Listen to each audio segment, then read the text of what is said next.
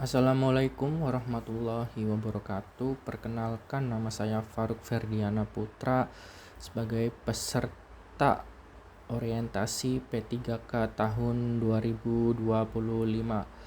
Saya sebagai pengajar informatika di SMP Negeri 1 Babakan.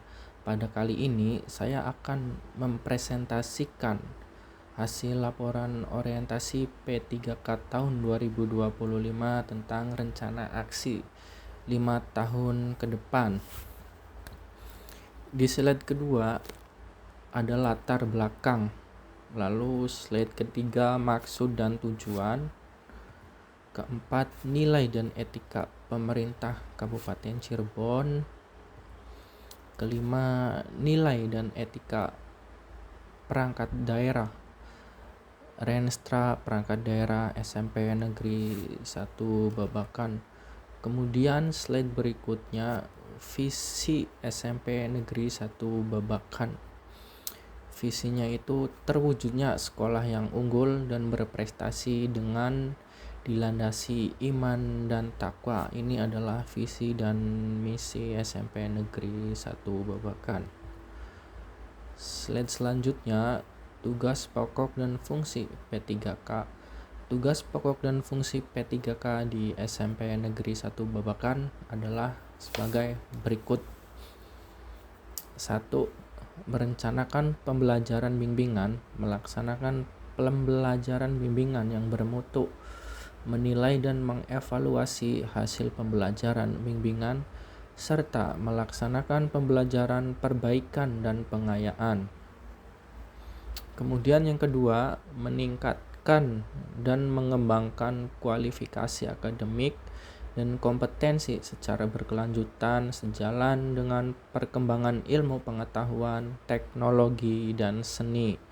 Yang ketiga, bertindak objektif dan tidak diskriminatif atas pertimbangan jenis kelamin, agama, suku, ras, dan kondisi fisik tertentu, latar belakang keluarga, dan status sosial ekonomi peserta didik dalam pembelajaran. Yang keempat, menjunjung tinggi peraturan perundang-undangan, hukum, dan kode etik guru serta nilai agama dan etika. Kemudian yang kelima, memelihara dan memupuk kesatuan dan persatuan bangsa. Slide selanjutnya adalah rencana hasil kerja P3K, matriks rencana hasil kerja P3K selama kontrak.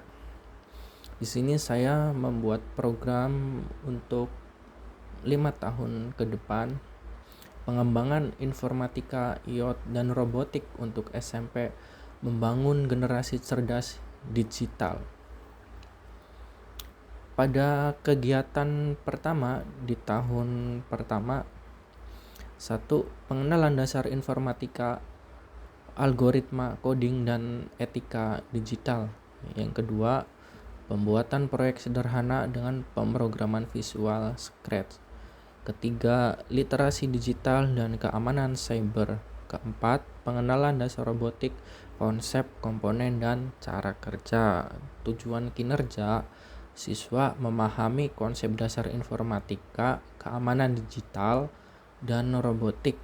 Indikator pencapaian, siswa dapat menjelaskan konsep algoritma dasar. Siswa dapat membuat program sederhana di Scratch. Siswa memahami etika dan keamanan digital. Siswa dapat mengenali komponen dasar robotik. Kemudian kegiatan di tahun kedua, yang pertama, pengembangan keterampilan pemrograman Python dasar. 2. Penggunaan perangkat lunak produktivitas, pengolah kata, spreadsheet, dan presentasi. Yang ketiga, pembuatan proyek berbasis data sederhana.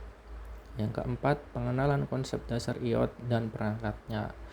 Yang kelima, eksperimen awal dengan robot sederhana, misalnya robot line follower. Tujuan kinerja, siswa mampu mengembangkan keterampilan pemrograman dasar, memahami konsep IoT dan robotik. Indikator pencapaian, Siswa dapat menulis program sederhana dengan Python. Siswa mampu menggunakan perangkat lunak produktivitas dengan baik. Siswa dapat menjelaskan konsep dasar IoT dan contoh penerapannya. Siswa dapat memprogram robot sederhana untuk mengikuti garis. Di tahun ketiga, kegiatan yang pertama, pengembangan aplikasi sederhana dengan Python. Kedua, penggunaan teknologi berbasis cloud. Ketiga, pengenalan kecerdasan buatan AI dasar. Keempat, eksperimen dengan perangkat IoT, misalnya sensor dan aktuator sederhana. Kelima, pembuatan robot sederhana yang dapat dikendalikan dengan sensor. Tujuan kinerjanya, siswa mampu membangun aplikasi sederhana, memahami konsep AI, IoT, dan robotik lanjutan. Indikator pencapaian di tahun ketiga, siswa dapat membuat aplikasi berbasis GUI sederhana. Siswa dapat memanfaatkan teknologi cloud untuk menyimpan data. Siswa memahami konsep dasar AI dan penerapannya. Siswa dapat merancang robot yang bergerak berdasarkan sensor. Kemudian kegiatan pertama di tahun keempat, pemrograman berbasis web HTML, CSS, JavaScript. Pembuatan proyek berbasis Internet of Things IoT dengan kontrol jarak jauh. Kemudian pengelolaan basis data sederhana. Integrasi IoT dengan cloud untuk pengolahan data real time. Yang kelima, pembuatan robot cerdas dengan sistem pengendalian berbasis IoT. Tujuan kinerja, siswa memiliki keterampilan pengembangan web dasar, IoT, dan robotik tingkat lanjutan. Indikator pencapaian, siswa dapat membuat halaman web sederhana. Siswa dapat merancang dan menghubungkan perangkat IoT untuk mengumpulkan data. Siswa dapat mengelola basis data kecil. Siswa dapat membuat robot yang dikendalikan melalui jaringan internet.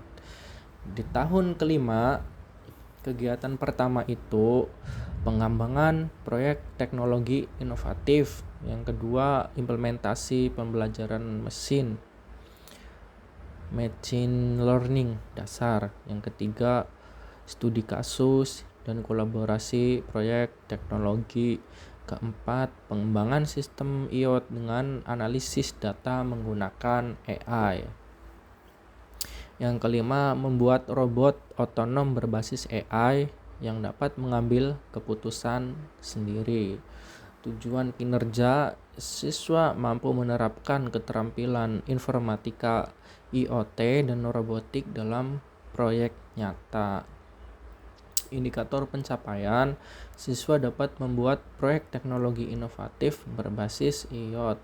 Siswa memahami konsep pembelajaran mesin sederhana. Siswa mampu menghubungkan IoT dengan sistem kecerdasan buatan untuk analisis data. Siswa dapat membangun robot otonom yang dapat beradaptasi dengan lingkungan.